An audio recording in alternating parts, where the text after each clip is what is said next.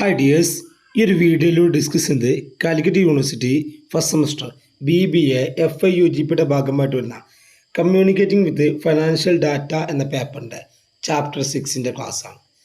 Chapter 6 വരുന്നത് reading and interpretation of financial റിപ്പോർട്ടാണ്. അപ്പോൾ ഈ ഒരു ചാപ്റ്ററിൽ എല്ലാവരും ബേസിക് ആയിട്ടുള്ള കാര്യങ്ങൾ മാത്രം അറിഞ്ഞാൽ മതി. ഇതിൻ്റെ ഡീറ്റെയിൽഡ് ആയിട്ടുള്ള കാര്യങ്ങളൊന്നും ഇവിടെ നമ്മുടെ സിലബസിൽ പറയുന്നില്ല. അപ്പോൾ ജസ്റ്റ് ഒരു ബേസിക്കാണ് റീഡിംഗ് ആൻഡ് ഇൻ്റർപ്രിട്ടേഷൻ. എന്താണ് ഫൈനാൻഷ്യൽ റിപ്പോർട്ടിനെ നമ്മൾ എന്ത് ചെയ്യുന്നു, കൃത്യമായിട്ട് റീഡ് ചെയ്യുക, അതിനെ ഇൻ്റർപ്രിറ്റ് ചെയ്യുക. അപ്പോൾ ഈ ഒരു ചാപ്റ്ററിൽ നമ്മൾ ഫസ്റ്റ് അറിഞ്ഞിരിക്കേണ്ട ഒരു ടോപ്പിക്കാണ് techniques or tools of analysis and interpretation of financial statement. Analysis and interpretation of financial സ്റ്റേറ്റ്മെൻറ്റിൻ്റെ ടൂൾസ് അല്ലെങ്കിൽ ടെക്നിക്സ്. അപ്പോൾ ഇവിടെ നമുക്ക് കൃത്യമായിട്ട് പഠിക്കാനുള്ളത് ഒന്ന് റേഷ്യോ അനാലിസിസ് ആണ്. അപ്പോൾ എന്താണ് റേഷ്യോ അനാലിസിസ് എന്ന് കൃത്യമായിട്ട് അറിഞ്ഞിരിക്കണം. ദെൻ ക്യാഷ് ഫ്ലോ അനാലിസിസ് നമ്മൾ ഓൾറെഡി പഠിച്ചതാണ്. ദെൻ കമ്പാരിറ്റീവ് സ്റ്റേറ്റ്മെൻറ്റ് വരുന്നുണ്ട്, കോമൺ സെൻസ് സ്റ്റേറ്റ്മെൻറ്റ് വരുന്നുണ്ട്, ട്രെൻഡ് അനാലിസിസ് വരുന്നുണ്ട്, കോസ്റ്റ് വോളിയം പ്രോഫിറ്റ് അനാലിസിസ്, അതായത് CVP അനാലിസിസ് എന്ന് പറയും. ഇത്രയും ഭാഗങ്ങളാണ് എന്തിൽ വരുന്നത്, tools or techniques of analysis and interpretation of financial statement. അപ്പോൾ ഈ ഒരു കാര്യം ആദ്യം മനസ്സിലാക്കുക, ഏതൊക്കെയാണ് ടൂൾസ് ആൻഡ് ടെക്നിക്സ്. പിന്നീട് നമുക്ക് ഇവിടെ സിലബസിൽ വരുന്ന ഒരു ടോപ്പിക്കാണ് interpretation of income statement. Income statement interpret ചെയ്യാൻ അതിൻ്റെ ബേസിൽ ഏതെല്ലാം റിപ്പോർട്ടുകളാണുള്ളത്. ഇവിടെ ശ്രദ്ധിക്കുക, രണ്ട് സ്റ്റേറ്റ്മെൻറ്റാണ് പ്രധാനമായിട്ടുമുള്ളത്. ഒന്നാണ് ഇൻകം സ്റ്റേറ്റ്മെൻറ്റും മറ്റൊന്നാണ് ബാലൻസ് ഷീറ്റും. അപ്പോൾ ഇൻകം സ്റ്റേറ്റ്മെൻറ്റ് അടിസ്ഥാനത്തിൽ ഏതെല്ലാം റേഷ്യോസാണ് നമ്മൾ ഡിസ്കസ് ചെയ്യുന്നത്, ഓക്കെ അല്ല. അപ്പോൾ അതിൽ ഒന്ന് വരുന്നതാണ് ഗ്രോസ് പ്രോഫിറ്റ് മാർജിൻ അല്ലെങ്കിൽ ഗ്രോസ് പ്രോഫിറ്റ് റേഷ്യോ എന്ന് പറയും. അപ്പോൾ ഇൻകം സ്റ്റേറ്റ്മെൻറ്റ് ബേസിൽ ഇൻ്റർപ്രിറ്റ് ചെയ്യുന്ന ഒന്നാണെന്ത്, ഗ്രോസ് പ്രോഫിറ്റ് മാർജിൻ അല്ലെങ്കിൽ gross profit ratio. Gross profit ratio എന്ന് പറഞ്ഞാൽ it is the ratio of gross profit to net sales. Gross പ്രോഫിറ്റും നെറ്റ് സെയിൽസും തമ്മിലുള്ള റിലേഷൻഷിപ്പ് അല്ലെങ്കിൽ റേഷ്യോ എന്ന് പറഞ്ഞ പേരാണെന്ത്, gross profit ratio. It is expressed in percentage. അപ്പോൾ ഗ്രോസ് പ്രോഫിറ്റ് റേഷ്യോ എന്ന് പറഞ്ഞാൽ it is the ratio of gross profit to net sales. വളരെ എളുപ്പത്തിൽ മനസ്സിലാക്കുക. ഗ്രോസ് പ്രോഫിറ്റ് റേഷ്യോ എന്ന് പറഞ്ഞാൽ gross profit divided by net sales into 100. അപ്പോൾ ഇവിടെ ശ്രദ്ധിക്കേണ്ട കാര്യം, ഈ ഒരു കാര്യം വെച്ചിട്ട് നമുക്ക് തിയറിയും എഴുതാൻ കഴിയണം, അതുപോലെ തന്നെ പ്രോബ്ലം ചെയ്യാൻ കഴിയണം. അപ്പോൾ വേണമെങ്കിൽ നിങ്ങൾക്ക് എന്ത് പഠിച്ചാൽ മതി, ഈ ഒരു ഇക്വേഷൻ പഠിച്ചാൽ മതി. അപ്പോൾ ഇക്വേഷനിൽ ഡിവിഷനാണ്, അതുകൊണ്ട് തന്നെ നമുക്ക് എന്ത് പറയാം, it is the ratio of gross profit to net sales expressed in percentage ആണ്. കാരണം എന്താ, ഇൻറ്റു 100 ആണ് നമ്മളിവിടെ ചെയ്യുന്നത്, അതുകൊണ്ട് പെർസെൻറ്റേജിലാണ് നമ്മൾ എക്സ്പ്രസ് ചെയ്യുക. ഇനി ഇവിടെ നമുക്ക് അറിഞ്ഞിരിക്കേണ്ട ഇക്വേഷനാണ് എന്താണ് ഗ്രോസ് പ്രോഫിറ്റ്. പല ഭാഗത്തും നമ്മുടെ ഈ ഒരു പേപ്പറിൽ നിർബന്ധമായിട്ടും എല്ലാവരും അറിഞ്ഞിരിക്കേണ്ട ഒരു ഇക്വേഷനാണെന്ത്, what is gross profit. Gross profit എന്ന് പറഞ്ഞാൽ നെറ്റ് സെയിൽസിൽ നിന്ന് കോസ്റ്റ് ഓഫ് ഗുഡ്സ് സോൾഡ് കുറച്ച് എന്ത് കിട്ടും, ഗ്രോസ് പ്രോഫിറ്റ് കിട്ടും. അപ്പോൾ എന്താണ്, net sales minus cost of goods sold ആണെന്ത്, ഗ്രോസ് പ്രോഫിറ്റ്. ഇനി എന്താണ് നെറ്റ് സെയിൽസ്, ഗ്രോസ് സെയിൽസിൽ നിന്ന് സെയിൽസ് റിട്ടേൺ കുറച്ചതാണെന്ത്, നെറ്റ് സെയിൽസ്. അപ്പോൾ എന്താണ് ഗ്രോസ് പ്രോഫിറ്റ് അറിഞ്ഞിരിക്കണം, എന്താണ് നെറ്റ് സെയിൽസ് എന്ന് അറിഞ്ഞിരിക്കണം. പിന്നീട് അറിഞ്ഞിരിക്കേണ്ടതാണ് കോസ്റ്റ് ഓഫ് ഗുഡ്സ് സോൾഡ്. ഈ ഒരു പേപ്പറിൽ പല ഭാഗത്തും ഉപയോഗിക്കേണ്ടി വരുന്ന ഒരു ഇക്വേഷനാണ് കോസ്റ്റ് ഓഫ് ഗുഡ്സ് സോൾഡിൻ്റെ equation. Cost of goods sold equal to opening stock plus purchase plus direct expense minus closing സ്റ്റോക്കാണ്. എന്താണ്, opening stock plus purchase plus direct expense minus closing stock. അപ്പോൾ ഇക്വേഷൻസ് ആണ് കൃത്യമായിട്ട് പഠിക്കേണ്ടത്. ഇക്വേഷൻ അറിഞ്ഞു കഴിഞ്ഞാൽ പിന്നീട് പ്രോബ്ലം ചെയ്യാനൊന്നും യാതൊരു ബുദ്ധിമുട്ടുമില്ല. ജസ്റ്റ് എന്ത് ചെയ്താൽ മതി, ആ ഇക്വേഷനിൽ അപ്ലൈ ചെയ്താൽ മതി. പിന്നീട് ഇവിടെ ഗ്രോസ് പ്രോഫിറ്റ് മാർജിൻ അല്ലെങ്കിൽ ഗ്രോസ് പ്രോഫിറ്റ് റേഷ്യോയുടെ സ്റ്റാൻഡേർഡ് എന്ന് പറഞ്ഞാൽ 20% ടു 25% ആണ്. അതായത് ഈ 20% ഒക്കെ ഉണ്ടെങ്കിൽ ഇത് സാറ്റിസ്ഫാക്ടറി ആണ്. ഇൻ്റർപ്രിട്ടേഷൻ നമ്മൾ എന്താ കൊടുക്കുക, അത് സാറ്റിസ്ഫാക്ടറി ആണ്. നമ്മൾ ഡേഞ്ചർ പൊസിഷനല്ല, നമുക്ക് എന്തുണ്ട്, കൃത്യമായിട്ടുള്ള പ്രൊഡക്ഷനും കാര്യങ്ങളൊക്കെ ഉണ്ട്. അപ്പോൾ ഇൻ്റർപ്രിട്ടേഷൻ എന്താണ്, high gross profit ratio is a sign of efficient production. കൃത്യമായിട്ടുള്ള പ്രൊഡക്ഷന് ഉണ്ട് അല്ലെങ്കിൽ മാനേജ്മെൻറ്റ് ഉണ്ട്. അതർ വേർഡ്സ് അല്ലേ, low gross profit ratio danger signal. Gross profit ratio ഇപ്പോൾ ഒരു 10 വെച്ചാൽ എന്താണ്, അത് ഡേഞ്ചറാണ്. അപ്പോൾ ഗ്രോസ് പ്രോഫിറ്റ് റേഷ്യോൻ്റെ സ്റ്റാൻഡേർഡ് ആണ് 20 മുതൽ 25 വരെയാണ് സ്റ്റാൻഡേർഡ്. അപ്പോൾ ഇക്വേഷൻസ് കൃത്യമായിട്ട് പഠിച്ചേക്കുക. വേറെ ഒന്നും ഇവിടെ നിങ്ങൾ ഡീറ്റെയിൽഡ് ആയിട്ട് പഠിക്കേണ്ട ആവശ്യമില്ല, ജസ്റ്റ് ആ ഇക്വേഷൻസ് അറിഞ്ഞിരിക്കാം. നോക്കാം. Compute gross profit margin from the following. താഴെ പറഞ്ഞിട്ടുള്ള ഡീറ്റെയിൽസ് വെച്ചിട്ട് ഗ്രോസ് പ്രോഫിറ്റ് മാർജിൻ കണ്ടെത്താം. നൽകിയുള്ള ഡീറ്റെയിൽസ് സെയിൽസ് ഉണ്ട്, സെയിൽസ് റിട്ടേൺ ഉണ്ട്, ഓപ്പണിംഗ് സ്റ്റോക്ക് ഉണ്ട്, ക്ലോസിംഗ് സ്റ്റോക്ക് ഉണ്ട്, പർച്ചേസ് ഉണ്ട്, പർച്ചേസ് റിട്ടേൺ ഉണ്ട്. അപ്പോൾ ഞാൻ കൃത്യമായിട്ട് പറഞ്ഞു, ഇക്വേഷൻ അറിഞ്ഞു കഴിഞ്ഞാൽ നിങ്ങൾക്ക് ഈ ഒരു പ്രോബ്ലം വളരെ എളുപ്പത്തിൽ സോൾവ് ചെയ്യാൻ പറ്റും. ഗ്രോസ് പ്രോഫിറ്റ് മാർജിൻ്റെ ഇക്വേഷൻ എന്ന് പറഞ്ഞാൽ gross profit divide by net sales into 100 ആണ്. അപ്പോൾ ആദ്യം നമ്മൾ എന്ത് കാണണം, ഗ്രോസ് പ്രോഫിറ്റ് കാണണം. ഗ്രോസ് പ്രോഫിറ്റ് എന്ന് പറഞ്ഞാൽ net sales minus cost of goods sold ആണ്. അതിൽ നെറ്റ് സെയിൽസ് എന്ന് പറഞ്ഞാൽ ഒന്നുമില്ല, സെയിൽസിൽ നിന്ന് കൊടുക്കുക, സെയിൽസ് റിട്ടേൺ കൊടുക്കുക, അതാണിത് നെറ്റ് സെയിൽസ്. സെയിൽസിൽ നിന്ന് സെയിൽസ് റിട്ടേൺ കുറച്ച് എന്ത് കിട്ടും, നെറ്റ് സെയിൽസ് കിട്ടും. Then cost of goods sold, അത് കാണാനുള്ള ഇക്വേഷനാണ്. പല ഭാഗത്ത് ഇത് ഉപയോഗിക്കേണ്ടതെന്ന് പറഞ്ഞു, കൃത്യമായിട്ട് പഠിച്ചിക്കുക. ഓപ്പണിംഗ് സ്റ്റോക്ക് പ്ലസ് ഇവിടെ പർച്ചേസ് ആണ്, ഇവിടെ റിട്ടേൺ ആയതുകൊണ്ട് നമ്മൾ എന്ത് പറഞ്ഞു, നെറ്റ് പർച്ചേസ് ആണ്. എപ്പോഴും എന്ത് കൊടുക്കണം, റിട്ടേൺ കൊടുക്കണം. Net purchase minus close stock. ഇവിടെ എന്തില്ല, ഡയറക്റ്റ് എക്സ്പെൻസുകളില്ല, വേജസോ കാരേജ് ഇൻവേർഡോ ഫ്രൈറ്റോ അല്ല. അതുകൊണ്ട് ഇക്വേഷൻ എന്താണ്, opening stock plus net purchase minus close stock. Direct expense ഉണ്ടെങ്കിൽ എന്ത് കൂട്ടണം, ഡയറക്റ്റ് എക്സ്പെൻസും കൂടി കൂട്ടണം. അപ്പോൾ ഇവിടെ അല്ലേ നമുക്ക് കിട്ടും, ഇവിടെ 82,000 ആണ് ഓപ്പണിംഗ് സ്റ്റോക്ക്. അതിൻ്റെ കൂടെ പർച്ചേസ് കൂട്ടുക. പർച്ചേസ് ഏതാ കൂട്ടേണ്ടത്, നെറ്റ് പർച്ചേസ് ആണ്, അതായത് 392 ആണ് പർച്ചേസ്. അതിൽ നിന്ന് എന്ത് കുറക്കുക, 8,000 റിട്ടേൺ കുറക്കുക. ദെൻ പിന്നീട് ക്ലോസിംഗ് സ്റ്റോക്കും കൂടി കുറച്ച് കഴിഞ്ഞാൽ നമുക്ക് എന്ത് കിട്ടും, കോസ്റ്റ് ഓഫ് ഗുഡ്സ് സോൾഡ് കിട്ടും. അപ്പോൾ opening stock plus purchase minus closing stock. Purchase എടുക്കുമ്പോൾ റിട്ടേൺ ഉണ്ടെങ്കിൽ അത് കുറക്കണം. വളരെ എളുപ്പത്തിൽ ചെയ്യാൻ കഴിയും. ദെൻ അപ്പോൾ നമുക്ക് എത്ര കിട്ടി അല്ലേ, 40,600 കിട്ടി. ഇനി ഗ്രോസ് പ്രോഫിറ്റ് കാണാൻ 5,02,000 നിന്ന് 4,01,600 കുറച്ച് കഴിഞ്ഞാൽ 1,04,000 എന്നുള്ള ആൻസർ ഗ്രോസ് പ്രോഫിറ്റ് കിട്ടും. ഇനി നമ്മുടെ ഇക്വേഷനിൽ അപ്ലൈ ചെയ്യുക. Gross profit divide by net sales അല്ലേ, 5,02,000 ആണ് ഇൻറ്റു 100. നമുക്ക് എന്ത് കിട്ടി, 20% കിട്ടി. ഇനി വേണമെങ്കിൽ നമുക്ക് ഇൻ്റർപ്രിട്ടേഷൻ കൊടുക്കാം. എന്താണ് ഗ്രോസ് പ്രോഫിറ്റ് റേഷ്യോ അല്ലേ, ഇൻ ദി സ്റ്റാൻഡേർഡ് ആണ്, ദെർഫോർ ഇറ്റ് ഈസ് സാറ്റിസ്ഫാക്ടറി ആണ്. ഫേമിൽ എന്തുണ്ട്, ഹൈ എഫിഷ്യൻസി ഉണ്ട്. ഓക്കെ ആണല്ലോ. അപ്പോൾ ഇത്രയും ഭാഗ്യ ഈ ഒരു ഏരിയയിൽ നിന്ന് അറിയേണ്ടുള്ളൂ. ഈ ഒരു ഗ്രോസ് പ്രോഫിറ്റ് റേഷ്യോ വളരെ എളുപ്പത്തിൽ പഠിക്കാം. അപ്പോൾ ആ ഒരു ചോദ്യം മാത്രം അതൊന്ന് മനസ്സിലാക്കുക. ഇനി അടുത്തതാണ് നെറ്റ് പ്രോഫിറ്റ് മാർജിൻ.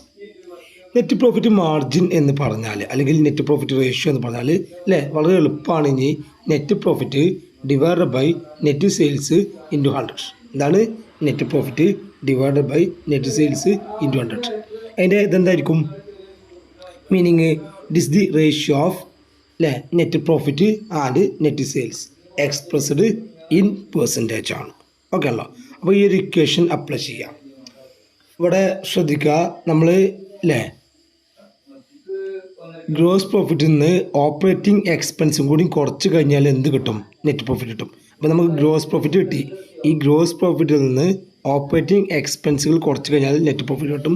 ഇവിടെ ചോദ്യം ചെയ്യുന്നില്ല, അത് ഒരു ക്വസ്റ്റ്യനിൽ വന്നാൽ തന്നെ എല്ലാവർക്കും ചെയ്യാൻ കഴിയും, നെറ്റ് പ്രോഫിറ്റ് മാർജിനൊക്കെ. ഓക്കെ ആണല്ലോ. നെക്സ്റ്റ് വരുന്നതാണ് ഓപ്പറേറ്റിംഗ് പ്രോഫിറ്റ് മാർജിൻ അല്ലെങ്കിൽ ഓപ്പറേറ്റിംഗ് പ്രോഫിറ്റ് റേഷ്യോ. ഇതും വളരെ സിമ്പിളാണ്. അപ്പോൾ എന്താണ്, operating profit divide by net sales into 100. അപ്പോൾ ഈ ഒരു ഭാഗത്ത് എല്ലാ ഏരിയയിലും, അതായത് ഇൻ്റർപ്രിട്ടേഷൻ ഓഫ് ഇൻകം സ്റ്റേറ്റ്മെൻറ്റിൽ എല്ലാത്തിൻ്റെയും ഡിനോമിനേറ്റർ ഛേദം എന്തായിരിക്കും, നെറ്റ് സെയിൽസ് ആയിരിക്കും എന്നുള്ള കാര്യം മനസ്സിലാക്കാം. അപ്പോൾ ഇവിടെ operating profit divide by net sales into 100 ആണ്. ഓപ്പറേറ്റിംഗ് പ്രോഫിറ്റ് എന്ന് പറഞ്ഞാൽ നെറ്റ് സെയിൽസിൽ നിന്ന് കോസ്റ്റ് ഓഫ് ഗുഡ്സ് സോൾഡും ഓപ്പറേറ്റിംഗ് എക്സ്പെൻസും കൊടുക്കുക. എന്താണ് നെറ്റ് സെയിൽസിൽ നിന്ന് കോസ്റ്റ് ഓഫ് ഗുഡ്സ് സോൾഡും ഓപ്പറേറ്റിംഗ് എക്സ്പെൻസും കുറച്ച് കഴിഞ്ഞാൽ എന്ത് കിട്ടും? ഓപ്പറേറ്റിംഗ് പ്രോഫിറ്റ് കിട്ടും. അല്ലെങ്കിൽ ഗ്രോസ് പ്രോഫിറ്റിൽ നിന്ന് അല്ലേ, ഇത്രയും ഭാഗം എന്താണ്? ഗ്രോസ് പ്രോഫിറ്റ് ആണ്. ആ ഗ്രോസ് പ്രോഫിറ്റിൽ നിന്ന് ഓപ്പറേറ്റിംഗ് എക്സ്പെൻസ് കുറച്ച് കഴിഞ്ഞാലും എന്ത് കിട്ടും? ഓപ്പറേറ്റിംഗ് പ്രോഫിറ്റ് കിട്ടും. അപ്പോൾ നമുക്ക് ഇതിൻ്റെ ബേസിൽ ഒരു പ്രോബ്ലം ചെയ്യാം. സെയിൽസ് ലെസ് റിട്ടേൺ കുറച്ചതിന് ശേഷം, അതായത് നെറ്റ് സെയിൽസ് 8 ലക്ഷമാണ്. കോസ്റ്റ് ഓഫ് ഗുഡ്സ് സോൾഡ് ചോദിച്ചു തന്നിട്ടുണ്ട് 5,60,000.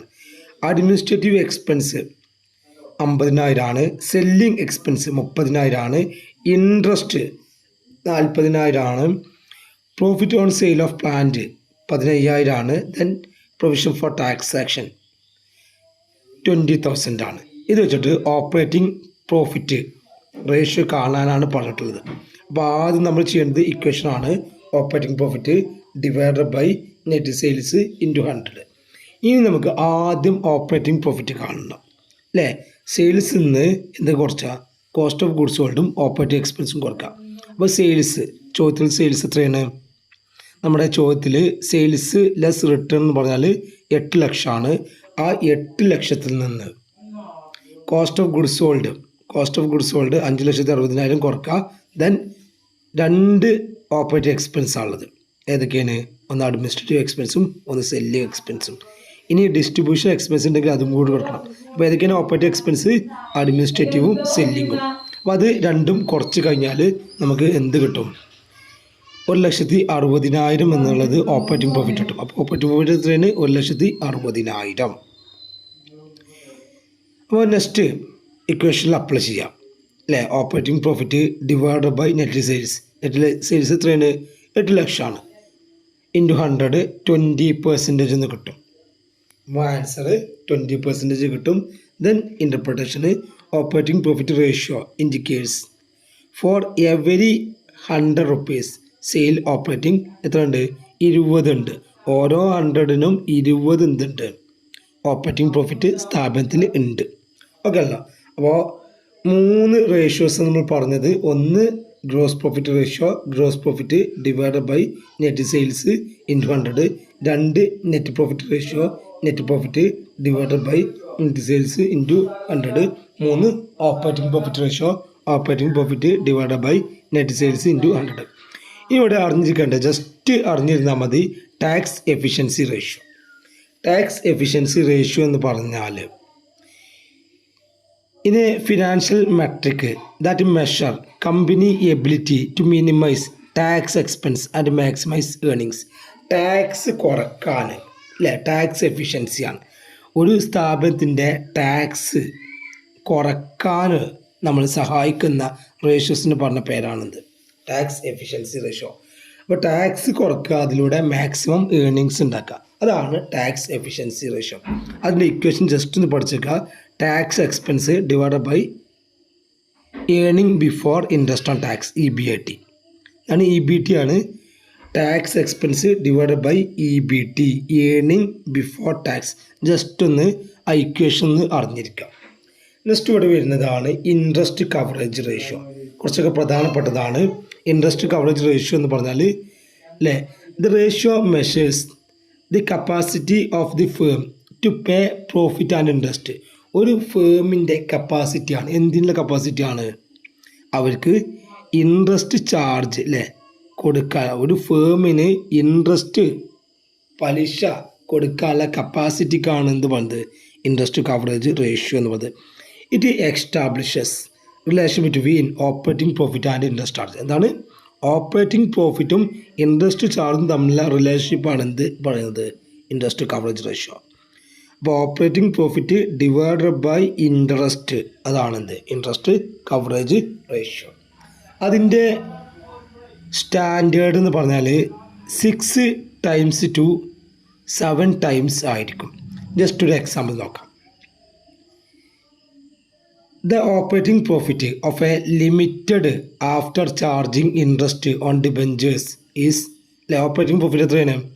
ആഫ്റ്റർ ഇൻട്രസ്റ്റ് ആൻഡ് ഡിബഞ്ചർ 1,60,000 ആണ്. ദ എമൗണ്ട് ഓഫ് ഇൻട്രസ്റ്റ് 40,000 ആണ്. പ്രൊവിഷൻ ഫോർ ടാക്സ് 80,000 ആണ്. Calculate interest coverage ratio. അപ്പോൾ ആഫ്റ്റർ ചാർജിങ് ആണ് 1,60,000. നമുക്ക് എന്താ കിട്ടേണ്ടത്? ബിഫോർ ആണ് കിട്ടേണ്ടത്.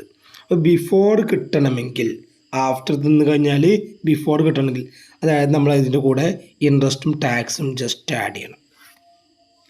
നമുക്ക് ഇൻട്രസ്റ്റും ടാക്സും കഴിച്ചതിന് ശേഷമുള്ള എമൗണ്ട് ആണ് 1,60,000. അപ്പോൾ ഇൻട്രസ്റ്റിനും ടാക്സിനും മുമ്പ് എത്രയായിരിക്കും? ഇത് രണ്ടും ആഡ് ചെയ്തെന്ന് കിട്ടും, നമുക്ക് ബിഫോർ എമൗണ്ട് കിട്ടും. ഓക്കെ, അത് അങ്ങനെ ചിന്തിക്കുക. ചിലർ നേരെ തിരിച്ച് ചിന്തിക്കും. അപ്പോൾ ഇവിടെ ശ്രദ്ധിക്കേണ്ട ഒരു കാര്യം എന്ന് പറഞ്ഞാൽ, അതായത് നമുക്ക് ചോദിച്ചിട്ടുള്ളത് ആഫ്റ്റർ ചാർജിങ് ആണ്. ആഫ്റ്റർ ചാർജിങ് ആണ്. അപ്പോൾ ബിഫോർ കിട്ടണമെങ്കിൽ എന്ത് ചെയ്യണം? ഇൻട്രസ്റ്റും ടാക്സും അതിൻ്റെ കൂടെ കൂട്ടണം. അപ്പോൾ എന്ത് കിട്ടി? 1,60,000 കൂടെ 40,000 ഇൻട്രസ്റ്റും 80,000 ടാക്സും കൂട്ടിക്കഴിഞ്ഞാൽ EBIT, earning before interest and tax, എത്ര കിട്ടി? 2,80,000 കിട്ടി. ഓക്കെ ആണല്ലോ. ഇനി നമ്മൾ ജസ്റ്റ് ഇക്വേഷൻ അപ്ലൈ ചെയ്യുക. Interest coverage ratio 2,80,000 divided by 40,000 7 times എന്ന് കിട്ടും. അപ്പോൾ ഇൻട്രസ്റ്റ് കവറേജ് റേഷ്യോ എന്ന് പറഞ്ഞാൽ profit before interest and tax divided by interest ആണ്.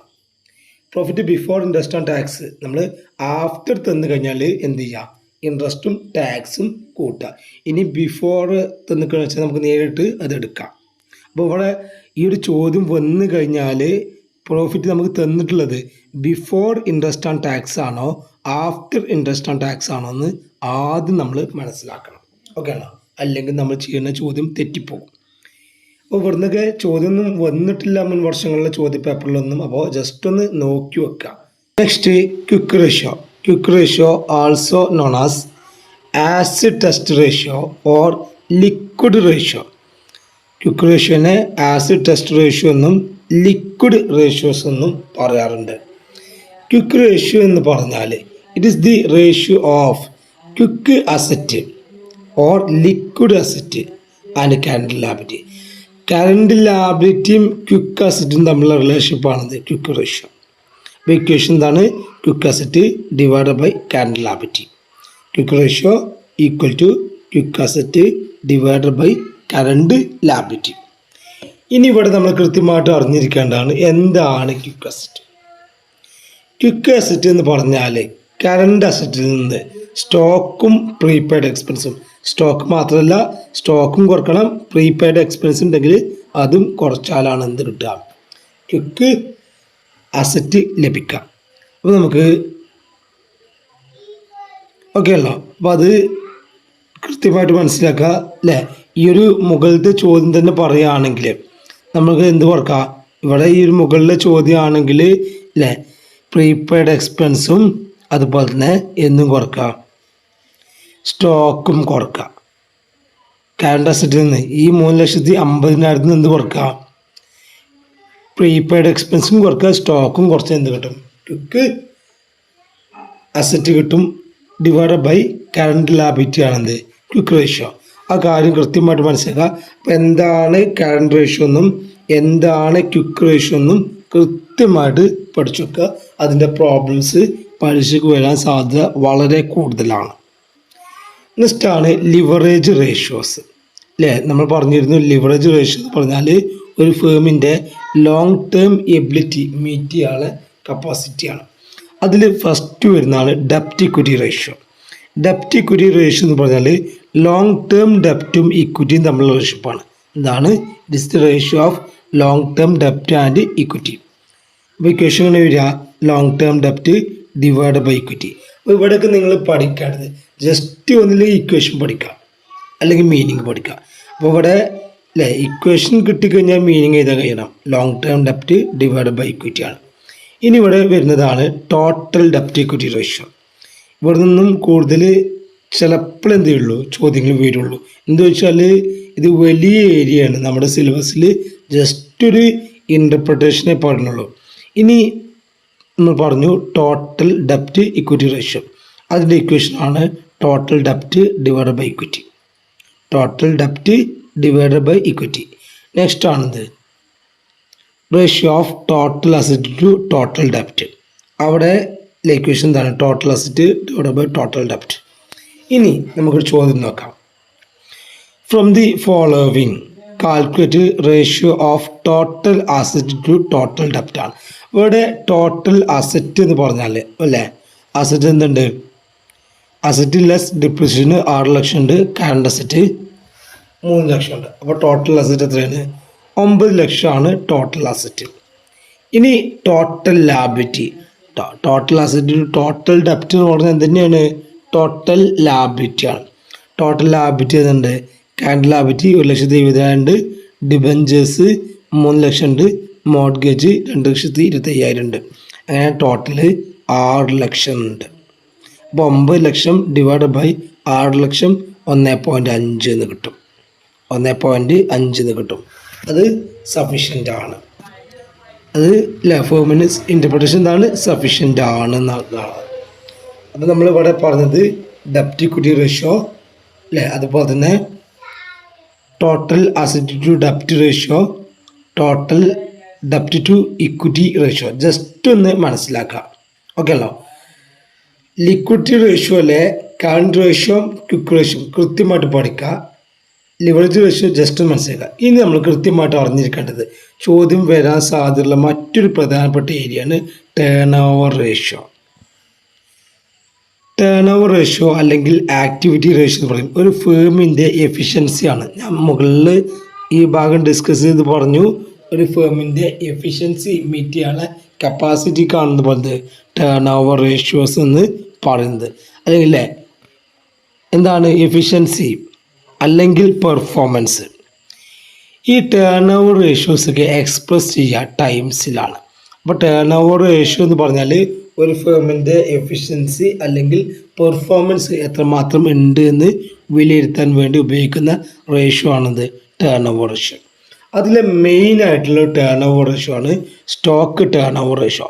സ്റ്റോക്ക് ടേൺ ഓവർ റേഷ്യോൻ്റെ ഇക്വേഷൻ എന്ന് പറഞ്ഞാൽ cost of goods sold divided by average സ്റ്റോക്കാണ്. ഇതാണ് cost of goods sold divided by average stock. ഈ ഭാഗത്ത് നിന്ന് 6 മാർക്കിൻ്റെ പ്രോബ്ലം വരാൻ സാധ്യത വളരെ കൂടുതലാണ്. അപ്പോൾ ഈ ഒരു ഏരിയയിൽ നിന്ന് റേഷ്യോസിൽ നിന്ന് ചോദ്യം വരികയാണെങ്കിൽ കൂടുതലും ഒന്നില്ലെങ്കിൽ current ratio or quick ratio, അല്ലെങ്കിൽ ടേൺ ഓവർ റേഷ്യോ അല്ലെ ഇൻവെൻട്രി ടേൺ ഓവർ റേഷ്യോ അല്ലെ മറ്റൊരു പേരെന്താണ് സ്റ്റോക്ക് ടേൺ ഓവർ റേഷ്യോ. അപ്പോൾ 2 പേരിൽ അറിയപ്പെടും. ഇൻവെൻട്രി എന്ന് പറഞ്ഞാൽ എന്ത് തന്നെയാണ്, സ്റ്റോക്കാണ്. ഇൻവെൻട്രി ടേൺ ഓവർ റേഷ്യോ അല്ലെങ്കിൽ stock turn over ratio. Equation എന്താണ്, cost of goods sold divided by average stock. അപ്പോൾ ഇവിടെയും നമ്മൾ ആൾറെഡി പഠിച്ചതാണ് കോസ്റ്റ് ഓഫ് ഗുഡ്സ് സോൾഡിൻ്റെ ഇക്വേഷന് അല്ലേ. Opening stock plus purchase plus direct expense minus closing stock, അതാണെന്ത് കോസ്റ്റ് ഓഫ് ഗുഡ്സ് സോൾഡ്. അല്ലെങ്കിൽ മറ്റൊരു ഇക്വേഷനും കൂടി ഉണ്ട്, സെയിൽസ് മൈനസ് ഗ്രോസ് പ്രോഫിറ്റ്. അപ്പോൾ നമുക്ക് ചോദ്യത്തിൽ ഏത് ഡീറ്റെയിൽസ് ആണോ തന്നിക്കുന്നത് അത് വെച്ചിട്ട് നമ്മൾ എന്ത് ചെയ്യണം, ഇക്വേഷന് അവിടെ അപ്ലൈ ചെയ്യണം. ഇവിടെ സെയിൽസ് തന്നിട്ടുണ്ട്, ഗ്രോസ് പ്രോഫിറ്റ് തന്നിട്ടുണ്ടെങ്കിൽ എന്ത് ചെയ്താൽ മതി, സെയിൽസിൽ നിന്ന് ഗ്രോസ് പ്രോഫിറ്റ് കുറച്ച് എന്ത് കിട്ടും, കോസ്റ്റ് ഓഫ് ഗുഡ്സ് സോൾഡ് കിട്ടും. അതല്ല ഓപ്പണിംഗ് സ്റ്റോക്ക് പർച്ചേസ് ആ ഡീറ്റെയിൽസ് ആണെങ്കിൽ ഈ ഇക്വേഷൻ അപ്ലൈ ചെയ്യുക അല്ലേ. ഈ സെയിൽസും ഗ്രോസ് പ്രോഫിറ്റ് ആണെങ്കിൽ ഈ ഇക്വേഷൻ അപ്ലൈ ചെയ്യുക. ഓക്കെ ആണല്ലോ. അപ്പോൾ നമുക്ക് ഇനി ഇവിടെ cost of goods sold divided by average സ്റ്റോക്കാണ്. ആവറേജ് സ്റ്റോക്ക് കാണാനുള്ള ഇക്വേഷനാണ് opening stock plus closing stock divide by 2. Average എപ്പോഴും നമ്മൾ എന്ത് ചെയ്യും അല്ലേ, ഓപ്പണിങ്ങും ഉണ്ട് ഇവിടെ ക്ലോസിങ്ങും ഉണ്ട്, ബൈ 2 അടിച്ച് എന്ത് കിട്ടും, ആവറേജ് കിട്ടും. അപ്പോൾ ഇക്വേഷൻ കൃത്യമായിട്ട് അറിഞ്ഞു കഴിഞ്ഞാൽ പ്രോബ്ലം കൃത്യമായിട്ട് സോൾവ് ചെയ്യാൻ കഴിയും. ദെൻ പിന്നീട് ഇവിടെ അറിഞ്ഞിരിക്കേണ്ട ഒരു ഭാഗമാണ് സ്റ്റോക്ക് വെലോസിറ്റി അല്ലെങ്കിൽ സ്റ്റോക്ക് ടേൺ ഓവർ പീരിയഡ്. ഇതുകൊണ്ട് അർത്ഥമാക്കുന്നത് നമുക്ക് സ്റ്റോക്ക് ടേൺ ഓവർ റേഷ്യോ കിട്ടുക ടൈംസിലാണ്. ഇനി നമുക്കിത് എന്ത് ചെയ്യണം, ഡേയ്സിലോ മന്തിലോ ഇതിനെ എക്സ്പ്രസ് ചെയ്യണം. അതിനു വേണ്ടി ഉപയോഗിക്കുന്നതാണെന്ത് സ്റ്റോക്ക് വെലോസിറ്റി. അപ്പോൾ ഇവിടെ ഡേയ്സിലും കാണാം മന്തിലും കാണാം. ഡേയ്സിൽ കാണുക number of days in a year divided by stock turn over ratio. മന്തിലാണെങ്കിൽ number of months in a year divided by stock turn over ratio. ഇത് വേണമെങ്കിൽ നമുക്ക് ഇക്വേഷൻ ഇങ്ങനെ ആക്കാം, 365 ഡിവൈഡ് ബൈ അല്ലേ, 365 ദിവസം അല്ലേ വർഷത്തിലുണ്ടാവുക, divide by stock turn over ratio, അല്ലെങ്കിൽ മറ്റു പേരെന്താണ് inventory turn over ratio. Okay ആണോ. ഇനി മന്തിൽ കാണാനോ 12 divide by stock turn over ratio. അപ്പോൾ ഡേയ്സിൽ 365 divide by stock turn over ratio. Then മന്തിലാണെങ്കിൽ 12 divide by stock turn over ratio. Okay ആണല്ലോ. അപ്പോൾ ഇവിടെ നമുക്ക് പ്രോബ്ലം നോക്കാം, ഒരു ചോദ്യം നോക്കാം. വളരെ പ്രധാനപ്പെട്ട ഭാഗമാണ്. ഈ ഭാഗത്തു നിന്നായിരിക്കും ചിലപ്പോൾ ചോദ്യം വരിക.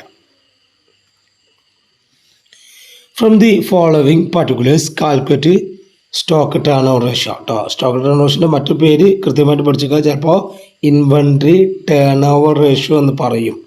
സ്റ്റോക്ക് എന്ന് പറഞ്ഞാൽ ഇൻവെൻട്രി ആണ്. അപ്പോൾ ഇതിൽ ചോദ്യത്തിൽ എന്തൊക്കെ ഉണ്ട്?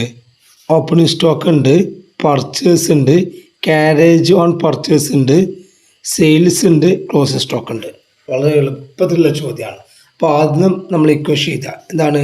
Stock turn ratio equal to cost of goods sold divide by average stock. Cost of goods sold എന്ന് പറഞ്ഞാൽ ഇവിടെ opening stock plus purchase, carriage ഉണ്ട്, ഡയറക്റ്റ് എക്സ്പെൻസ് ഉണ്ട്, plus carriage minus closing stock. അപ്പോൾ ഈ കോസ്റ്റ് ഓഫ് ഗുഡ്സ് സോൾഡിൻ്റെ ഇക്വേഷന് നിർബന്ധമായിട്ടും പഠിച്ചു വെക്കുക. ഓക്കെ ആണല്ലോ. അപ്പോൾ നമുക്ക് ഇവിടെ ആൻസർ കിട്ടുക അല്ലേ? 40,000 opening stock. Then purchase 1,20,000. Then carriage 10,000 closing stock less ചെയ്യുക 30,000, അങ്ങനെ 1,40,000 കിട്ടും.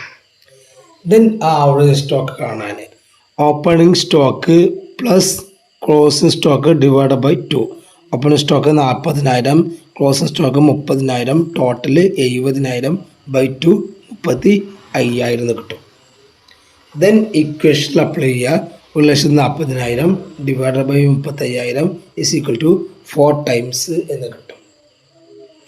ദെൻ സ്റ്റോക്ക് വെലോസിറ്റി പീരിയഡ് അല്ലേ? ആദ്യം ഡേയ്സിൽ കാണാം. 365 divide by stock turn ratio എത്രയാണ്? 4 ആണ്.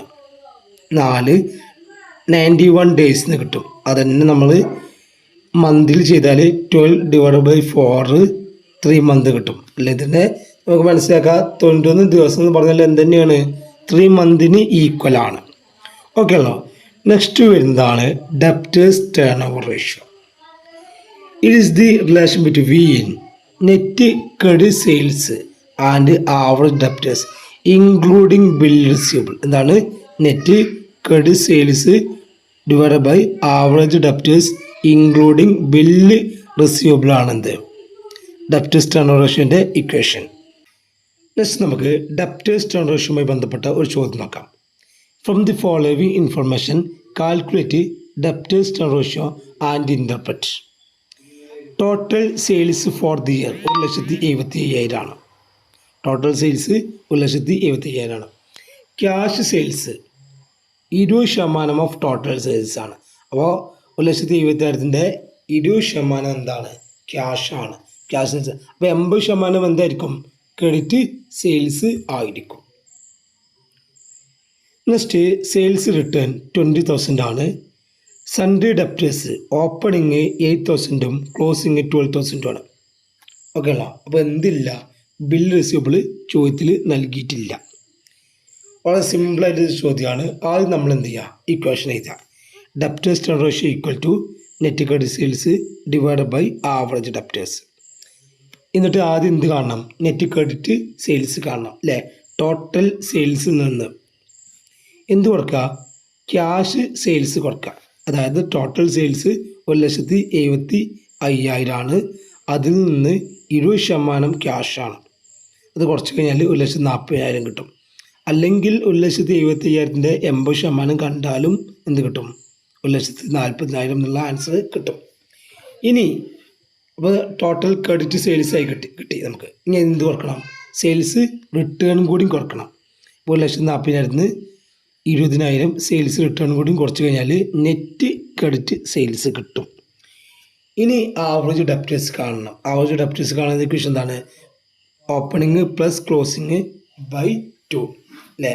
ഓപ്പണിങ് 8,000 ആണ്, ക്ലോസിങ് 12,000 ആണ്. അപ്പോൾ 8,000 പ്ലസ് 12,000 ഡിവൈഡ് ബൈ 2 എത്ര കിട്ടും? 10,000 എന്ന് കിട്ടും. ഓക്കെ ആണല്ലോ. ഇനി നമ്മൾ ഇക്വേഷൻ അപ്ലൈ ചെയ്യുക അല്ലേ? 1,20,000 divide by 10,000 is equal to 12 times എന്ന് കിട്ടി. 12 ടൈംസ്. ഇനി നമ്മൾ കളക്ഷൻ പീരീഡ് കാണാം. മന്തിലും ഡേയ്സിലും 365 ഡിവൈഡ് ബൈ 12 30 ഡേയ്സ് ആണ് കേട്ടോ. 30 ഡേയ്സ് എന്ന് കിട്ടും. ഇവിടെ സ്പെല്ലിംഗ് ചെറിയ മിസ്റ്റേക്ക് വന്നിട്ടുണ്ട്. 30 ഡേയ്സ് എന്നാണ്. അതുപോലെ തന്നെ 1 മന്ത് എന്ന് കിട്ടും. 30 ഡേയ്സ് ഈക്വൽ ടു എന്താണ്? 1 മന്ത് ആണ്. ഓക്കെ അല്ലോ. 12 ഡിവൈഡ് ബൈ 12 ചെയ്യുമ്പോൾ 1 മന്ത് എന്ന് കിട്ടും.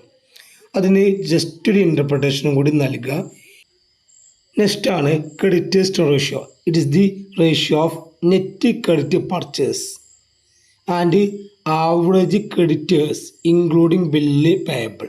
അപ്പോൾ ഡെപ്റ്റേഴ്സിന് പകരം ഇവിടെ ക്രെഡിറ്റേഴ്സ് ആണ്. Net credit purchase divide by average creditors including bill payable. Just ഒരു പ്രോബ്ലം നോക്കാം. ടോട്ടൽ പർച്ചേസ് എത്രയാണ്? 4,20,000 ആണ്. അതിൽ ക്യാഷ് പർച്ചേസ് 40,000 ആണ്. പർച്ചേസ് റിട്ടേൺ 20,000 ആണ്. ക്രെഡിറ്റേഴ്സ് അറ്റ് ദി എൻഡ് 10,000 ആണ്. Then bill receivable at the end. അപ്പോൾ രണ്ടും എൻഡ് മാത്രമേ നൽകിയിട്ടുള്ളൂ. ഇവിടെ പ്രൊവിഷൻ നമ്മൾ പ്രോബ്ലത്തിൽ പരിഗണിക്കേണ്ട ആവശ്യമില്ല. ഓക്കെ അല്ലോ. അപ്പോൾ ഇത്രയും ഡീറ്റെയിൽസ് വെച്ചിട്ട് എന്ത് കാണാൻ പാടുള്ളത്? Creditors turn over ratio find out ചെയ്യാനാണ് പറഞ്ഞിട്ടുള്ളത്. ആദ്യം നമ്മൾ ഇക്വേഷൻ എഴുതുന്നു. Net credit purchase divide by average creditors including bill payable. അവിടെ net credit purchase total purchase 4,20,000 ആണ്. അതിൽ നിന്ന് ആദ്യം എന്ത് കുറക്കുന്നു? Cash purchase കുറക്കുന്നു. എന്നിട്ട് പർച്ചേസ് റിട്ടേണും കൂടി കുറച്ച് എന്ത് കിട്ടും? നെറ്റ് ക്രെഡിറ്റ് പർച്ചേസ് കിട്ടും. 3,60,000 എന്ന് കിട്ടും. ഓക്കെ ആണല്ലോ. ഇനി average creditors including bill payable കിട്ടണം. അതിൽ ഇവിടെ രണ്ടും ക്ലോസിങ് അതുകൊണ്ട് ഇത് രണ്ടും പ്ലസ് ചെയ്താൽ മതി. 70,000 പ്ലസ് 10,000 80,000 എന്ന് കിട്ടും. Answer net credit purchase 3,60,000, average creditors including bill payable 80,000, 4.5 times എന്ന് കിട്ടും. അതിൽ ഡേയ്സിൽ കാണുമ്പോൾ 360 കേട്ടോ. ഇനി ഇത് വേണമെങ്കിൽ 365 കാണാം, 360 കാണാം. 80 ഡേയ്സ് എന്ന് കിട്ടും. ഓക്കെ അല്ലോ. അത് നമുക്ക് മന്തിലും ആ ഒരു പീരിയഡ് കാണാൻ പറ്റും. നെക്സ്റ്റ് വരുന്ന വളരെ പ്രധാനപ്പെട്ട ഒരു ഏരിയയാണ് techniques of financial statement analysis. ഇവിടെ 3 ടെക്നിക്സ് ആണ് മെയിനായിട്ട് വരുന്നത്. ഒന്നാണ് കോമൺ സൈസ് സ്റ്റേറ്റ്മെൻറ്റ്, മറ്റൊന്ന് കമ്പാരിറ്റീവ് സ്റ്റേറ്റ്മെൻറ്റ്, മൂന്നാമത്താണ് ട്രെൻഡ് അനാലിസിസ്. ഈ 3 സ്റ്റേറ്റ്മെൻറ്റും അതിലെങ്ങനെയാണ് പെർസെൻറ്റേജ് കാണുന്നതും കൃത്യമായിട്ട് അറിഞ്ഞിരിക്കണം. ദെൻ കോമൺ സൈസ് സ്റ്റേറ്റ്മെൻറ്റിൽ എപ്പോഴും എന്തുണ്ടായിരിക്കും?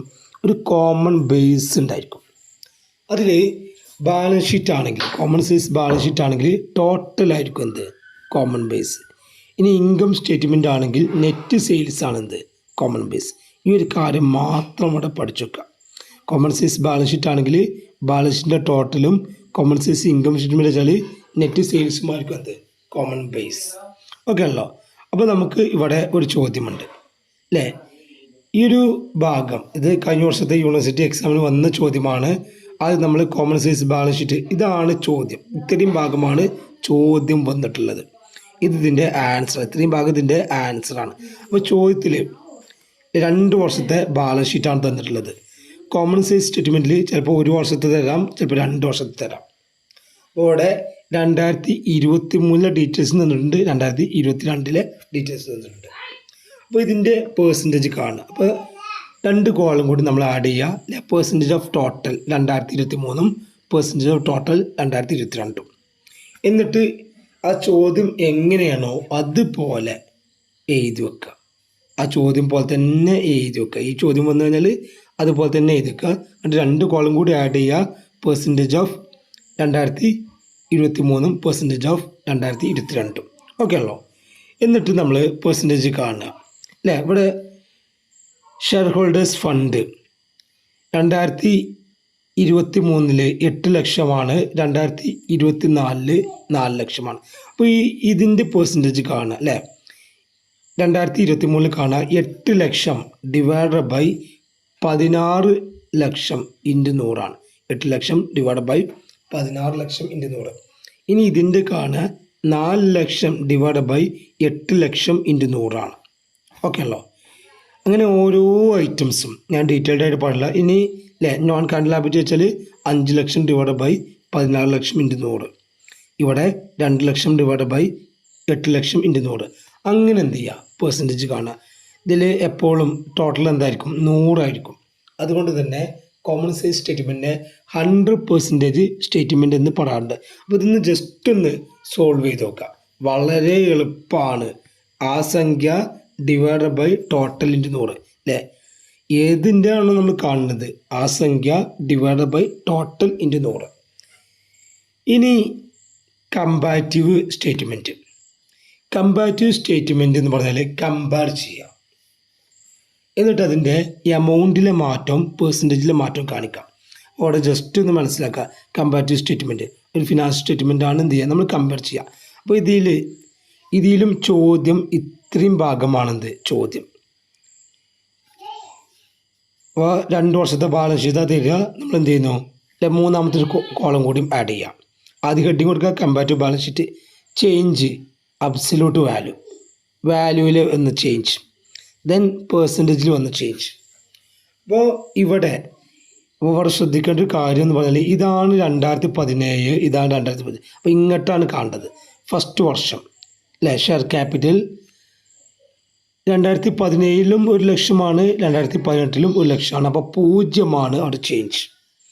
ദെൻ ജനറൽ റിസർവ് അല്ലേ, 20,000 ആയിരുന്നു 2017, 25,000 ആയി. എത്ര കൂടി, 5,000 രൂപ കൂടി. ആ കൂടിയ എമൗണ്ട് ഇവിടെ എമൗണ്ടിലിടുക. Then percentage 5,000 divide by 20,000 into 100. ഏതിനാണ് കൂടിയത്, 20,000 നിന്നാണ്. എപ്പോഴും ഫസ്റ്റ് ഇയർ എടുക്കട്ടോ. 5,000 ഡിവൈഡ് ബൈ 20,000 ഇൻറ്റു 100 നമുക്ക് എന്ത് കിട്ടും, 25% എന്ന് കിട്ടും. ഇനി അടുത്തത് എന്നെ നോക്കാം. വളരെ എളുപ്പമാണ്, ജസ്റ്റ് ഒന്ന് മനസ്സിലായാൽ മതി അല്ലേ. ഇനി ലോങ് ടേം ബോറോവിങ് ആണ്. ഇവിടെ 35,000 ഉള്ളത് എത്രയായി, 30,000 കുറഞ്ഞിക്കുകയാണ്. അപ്പോൾ -5,000 എന്നിടാം, -5,000. ഇവിടെ ഇനി പെർസെൻറ്റേജ് കാണുക, 5,000 ഡിവൈഡ് ബൈ 35,000 ഇൻറ്റു 100. എന്ന് മാറിയത് 30,000 മാറിയല്ലേ. 5,000 ഡിവൈഡ് ബൈ 35,000 ഇൻറ്റു 100. ഇനി അടുത്തത് ട്രേഡ് പേബിൾ ആണ്. 40,000 ഉള്ളത് 45,000 ആയി, 5,000 കൂടി. പെർസെൻറ്റേജ് കാണുക, 5,000 ഡിവൈഡ് ബൈ 40,000 ഇൻറ്റു 100, 13% എന്ന് കിട്ടും. ഇനി അടുത്തത് ഷോർട്ട് ടേം ബോറോവിങ്സ് അല്ലേ. 9,000 ഉള്ളത് 10,000 ആയി. എത്ര കൂടി, 1,000 കൂടിയിരിക്കുകയാണ്. 1,000 ഡിവൈഡ് ബൈ 9,000 ഇൻറ്റു 100, 15%. അങ്ങനെ എന്ത് ചെയ്യുക, ഇനി ആ സെറ്റും കൂടി കാണുക. ഇത് ജസ്റ്റ് സോൾവ് ചെയ്ത് നോക്കുക, അപ്പോൾ തന്നെ ഇത് പഠിക്കും. ഓക്കെ അല്ലോ. അപ്പോൾ ഈ ഭാഗത്ത് നിന്ന് ചോദ്യം വന്നാൽ പക്ക സിമ്പിളാണ്. ഇനി മൂന്നാമത്തേതാണ്. ദെൻ ഇവിടെ ഇൻകം സ്റ്റേറ്റ്മെൻറ്റ് ഉണ്ട്, കമ്പാരിറ്റീവ് ഇൻകം സ്റ്റേറ്റ്മെൻറ്റ്. അതിൻ്റെ ജസ്റ്റ് ഒരു എക്സാമ്പിൾ കൂടി നോക്കാം അല്ലേ. ഇവിടെ ചോദ്യം ഇതാണ്. 2023 നൽകിയിട്ടുണ്ട്, 24 നൽകിയിട്ടുണ്ട്. എമൗണ്ടിന് ലാക്സിലാണ് നൽകിയിട്ടുള്ളത്. അപ്പോൾ അത് വെച്ചിട്ട് നമ്മൾ എന്ത് ചെയ്യണം, കമ്പാരിറ്റീവ് സ്റ്റേറ്റ്മെൻറ്റ് നൽകണം. അപ്പോൾ ഇവിടെ ചോദ്യം എങ്ങനെയാണോ അതേപോലെ എന്ത് ചെയ്യാം, ആ 2 എമൗണ്ട് കോളം പ്രൊവൈഡ് നൽകുക. ദെൻ 2 എമൗണ്ട് കോളം കൂടിയും എമൗണ്ട് ഇൻക്രീസോ ഡിക്രീസ് പെർസെൻറ്റേജും കാണിക്കാനുള്ള എമൗണ്ട് കോളം. എന്നിട്ട് നമ്മൾ ഇൻകം സ്റ്റേറ്റ്മെൻറ്റ് ആയതുകൊണ്ട് ആദ്യം നെറ്റ് സെയിൽസിൽ നിന്ന് കോസ്റ്റ് ഓഫ് ഗുഡ്സ് സോൾഡ് കുറക്കും. ദെൻ അപ്പോൾ ഗ്രോസ് പ്രോഫിറ്റ് കിട്ടും. ഗ്രോസ് പ്രോഫിറ്റിൽ നിന്ന് ഓപ്പറേറ്റിംഗ് എക്സ്പെൻസുകൾ കുറച്ച് കഴിഞ്ഞാൽ ഓപ്പറേറ്റിംഗ് പ്രോഫിറ്റ് കിട്ടും. അതൊരു രീതിയാണ്, അത് ജസ്റ്റ് ഒന്ന് ഫോളോ ചെയ്യാം. ഓക്കെ അല്ലോ. ഇനി എങ്ങനെയാണ് ഇതിൽ പ്രോബ്ലം സോൾവ് ചെയ്യുന്നത് നോക്കാം. ഇവിടെ ഈ ചോദ്യത്തിൽ അല്ലേ നെറ്റ് സെയിൽസ് 350 ഉള്ളത് 420 ആയി. 70 കൂടി അല്ലേ. 70 ഡിവൈഡ് ബൈ 350 ഇൻറ്റു 100, 20% എന്ന് കിട്ടും. ഇനി കോസ്റ്റ് ഓഫ് ഗുഡ്സ് സോൾഡ്